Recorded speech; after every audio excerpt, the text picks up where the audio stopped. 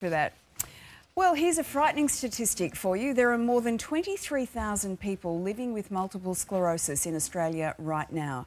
It is a silent disease with no cure. Today, a new campaign kicks off to help people understand what it truly means to live with MS. I myself have trouble explaining what it feels like, so I can't, expect people to understand it. Everyone struggles in silence. Everyone has their own individual conditions, their own individual challenges. The clothing I'm wearing right now hurts. Walking here, the wind hurts. Showering this morning hurts. It just all constantly hurts. Because even if the person is suffering a symptom, such as numbness or tingling or visual loss, it's not obvious. Through the power of photography, we'll capture each symptom in one image. For once I could see how I could help. 9 photographers were briefed by 9 people living with MS to make their invisible symptoms visible. I don't think it's about a very pretty picture, or it's not about a portrait for me, but it's really more about finding a language for what's in her head.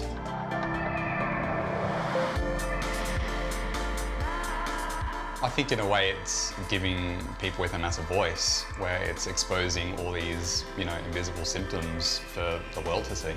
We're going to have this visual diary of our disease and how we feel is there. You can see it, I can explain it. It's fantastic. Such an important campaign, and Adriana Grasso was one of the participants in the campaign, and I'm very pleased to say that Adriana and her mum Franca join us now. Good morning to both of you. Good morning, Lisa. Adriana, what was it like taking part in that campaign? It's amazing. It's just such an honour to be asked to be one of the 9 people to show my story for MS. So yeah. It is such a silent disease, and your silent symptom is numbness. Yes. That's one of the things. When did you first find out that you had MS? It was just over 2.5 years ago. I lost complete feeling in my hands and my entire body, and I had electric shocks in my feet. But since then, I just have the numbness in my hands now. Right. Yeah. I want to take a look at this photo here. Yeah. Now, this is part of the campaign. This was Yes. your final photo. Yes. What does this picture mean to you? It means a lot. It really describes how I feel, how my symptom feels with you can see the distortion around my hands, just to show the numbness and the tingling. I think it really captures the emotion as well of, the sadness behind the symptom. Yeah. You're a 29-year-old woman. What is it like to be told that you've got MS? In the beginning, it was quite difficult. I couldn't understand why it happened to me. But since then, I've had a lot of opportunities to speak to a lot of other people with MS, and I found that I've done such great work, and it's really helped me get through my disease. So.